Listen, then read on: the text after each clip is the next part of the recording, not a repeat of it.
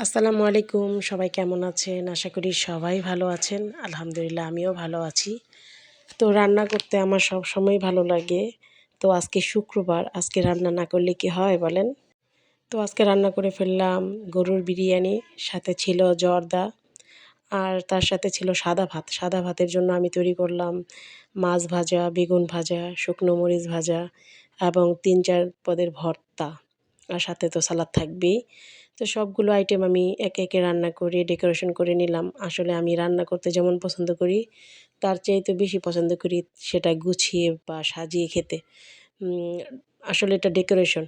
তো সবসময় তো আর সময় পাই না। যখনই সময় পাই তখনই এগুলো করি।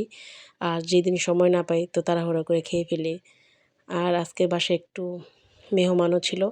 তো সবাই একসাথে খাওয়া-দাওয়ার মজাই আলাদা। আর শুক্রবারে মেহমান আসলে ঈদের মতো লাগে। খুবই ভালো লাগে আমার কাছে।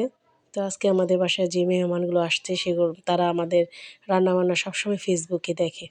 তো তাদেরকে রান্না করে খাওয়াতে পেরে আমিও খুশি।